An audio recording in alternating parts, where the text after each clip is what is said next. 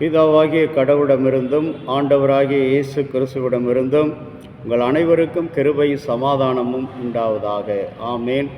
கிறிஸ்துவுக்குள் பிரியமான அன்பு இறை மக்களே, உங்கள் அனைவருக்கும் இந்த இந்திய திருநாட்டின் சுதந்திர தின வாழ்த்துக்களை தெரிவித்துக் கொள்கிறேன்.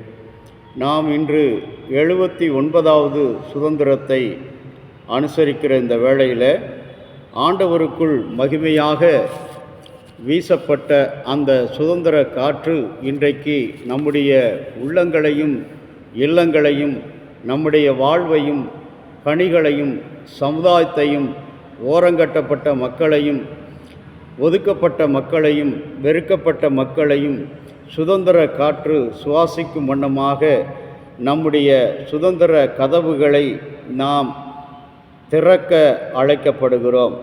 சுகவாழ்வு மலரும்படியாக அழைக்கப்படுகிறோம். மனித மாண்புகள் பெருகும்படியாக அழைக்கப்படுகிறோம். சமுதாயத்தின் உயிர்கொல்லி நோய் கிருமிகள் அழியும்படியாக நாம் செயல்பட அழைக்கப்படுகிறோம். சமாதானமும் சத்தியமும் இந்த உலகத்தில் பெருகும்படியாக அழைக்கப்படுகிறோம். சுத்தமான சுவிசேஷம் அதிகார வர்க்கம் அழியும்படியாகவும் சுத்தமான சுவிசேஷம் பெருகும்படியாக அழைக்கப்படுகிறோம். பகைமை வாழ்வு பாதாளத்தில் செல்ல அவற்றை நடத்த நாம் அழைக்கப்படுகிறோம்.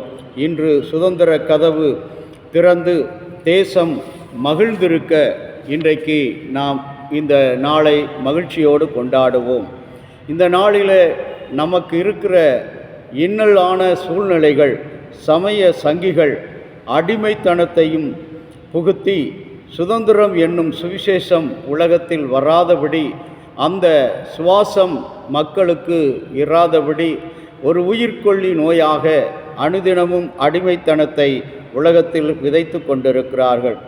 இன்றைக்கு உலக வாழ்க்கையில் பார்க்கும்போது மிருகம் கூட தன்னுடைய சுதந்திரத்தை இழந்து விட்டது, ஓடி ஒதுங்குகிறது.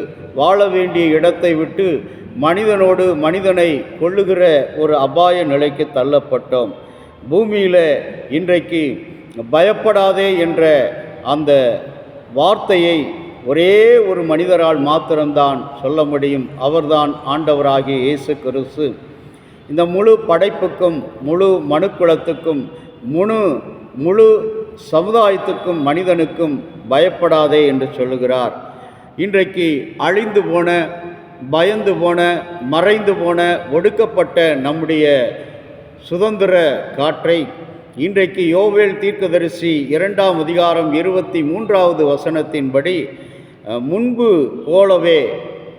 இருந்தது போலவே உன் தேசத்தில் வருஷிக்க பண்ணுவேன்.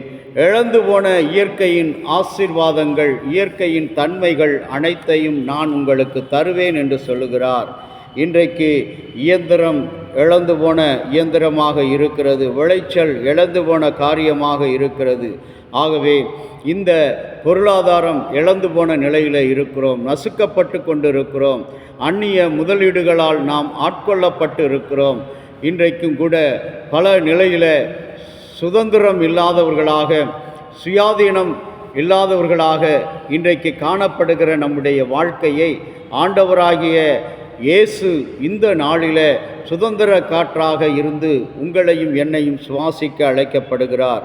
ஆகவே தான் சங்கீதம் 24ஆம் சங்கீதம் 9வது வசனத்தில் வாசல்களே திறவுங்கள், அனாதி கதவுகளே உயருங்கள் என்று சொன்ன அந்த திருவார்த்தை, சுதந்திர காற்று உள்ளே வர வேண்டும் என்று சொன்னால் நம்முடைய உள்ள கதவுகள், இல்ல கதவுகள், சமுதாயத்தின் அடிமைத்தனம் நிறைந்த அந்த கருத்துக்கள் அடங்கிய கதவுகள் இன்றைக்கு திறக்கப்பட வேண்டும். அப்படி திறக்கின்ற பொழுதுதான் நாம் கடவுள் தருகின்ற சுதந்திர காற்றை நாம் சுத்தமான நீதியின் வேந்தராக இருக்கிற இயேசு கிறிஸ்துவின் நாமத்தினாலே நாம் சுவாசிக்க முடியும். இன்றைக்கு இயேசு நமக்கெல்லாம் ஒரு கொடியை கொடுத்திருக்கிறார். அது சிலுவை கொடி. இந்த தேசம் ரட்சிக்கப்படும்படியாக, இந்த தேசம் மகிழ்ந்திருக்கும்படியாக இன்றைக்கு அந்த சிலுவை கொடியை, இன்றைக்கு செஞ்சிலுவை சங்கம் உலகப் போர் நடக்கும்போது அங்கே போரில் அடிபட்ட மக்களை காப்பதற்காக கொண்டாடப்படுகின்ற அடையாளமாக கொடுக்கப்பட்ட அந்த சின்னத்தை நமது சின்னமாக இன்றைக்கு யாரெல்லாம் சமுதாயத்தில் ஜாதியத்தினாலும் அடிமைத்தனத்தினாலும் பொருளாதாரத்தினாலும் தொழில்நுட்பத்தினாலும் வேலை இல்லாமல் விவசாயம் இழந்து தன்னுடைய வாழ்வாதாரங்களை இழந்து தவிக்கிறார்களோ அவர்களுக்கு நாம் விடுதலை கொடுக்கிற ஒரு சுவாசமுள்ள மக்களாக மாற வேண்டும். இன்றைக்கும் கூட அன்பான கடவுளுடைய பிள்ளைகளே, நீங்களும் நானும் ஆண்டவருடைய சுவிசேஷத்தில் அழைக்கப்பட்ட நம்முடைய வாழ்க்கை இன்றைக்கு மிக மிக உயர்வாக காணப்பட வேண்டும், ஆசீர்வாதமாக காணப்பட வேண்டும் என்று சொல்லி இந்த சுதந்திர தினத்தில் 79வது சுதந்திரத்தை கொண்டாடுகின்ற நமக்கு முழு சுதந்திரம் என்பது எங்கிருந்து வர வேண்டும்? முதலாவது சுயநல அடிமைத்தனத்திலிருந்து விடுதலை. இன்றைக்கு நான் எனது என்று சொல்லுகின்ற அந்த எனது இனம், எனது மக்கள், எனது உறவு என்று சொல்லுகின்ற அந்த சுயநல நட்பிலிருந்து, அந்த அடிமைத்தனத்திலிருந்து நாம் விடுதலை பெற வேண்டும். அதுதான் உண்மையான சுதந்திரம்.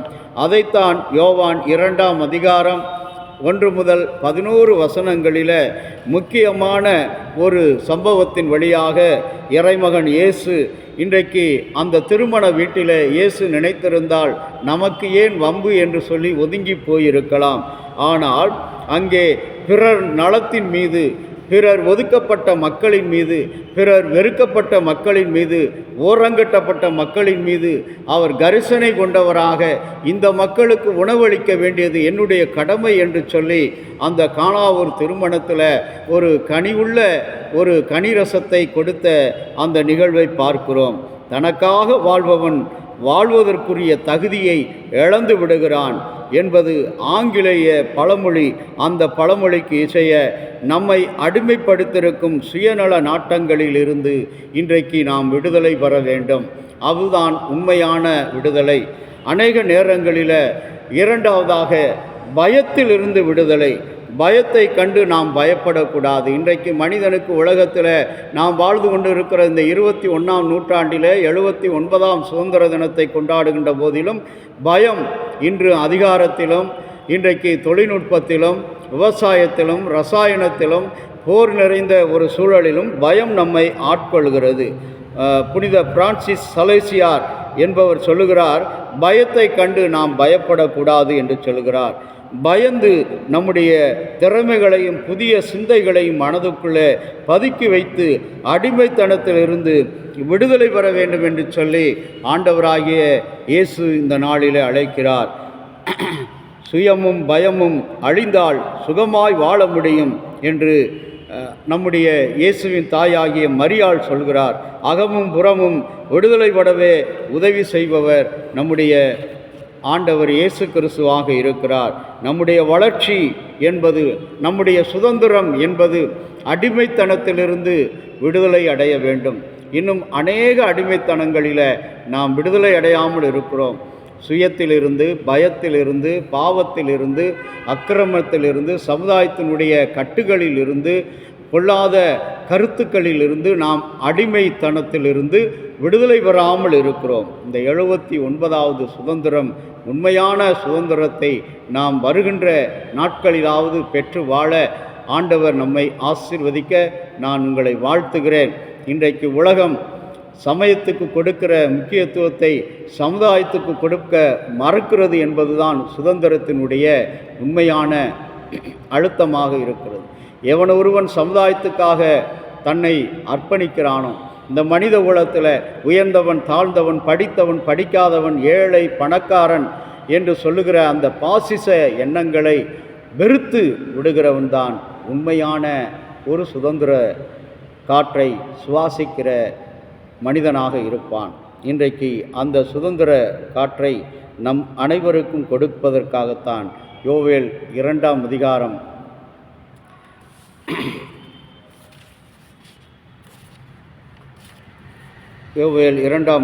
21வது வசனத்தில் சொல்கிறார், தேசமே பயப்படாதே, மகிழ்ந்து களிகூறு. அந்த மகிழ்ச்சியோடு நாம் இந்த 79வது சுதந்திரத்துக்குள் நாம் பிரவேசிப்போம். கர்த்தர் நம் அனைவரையும் ஆசீர்வதித்து காப்பாராக. ஆமேன். ஜெபம் செய்வோம்.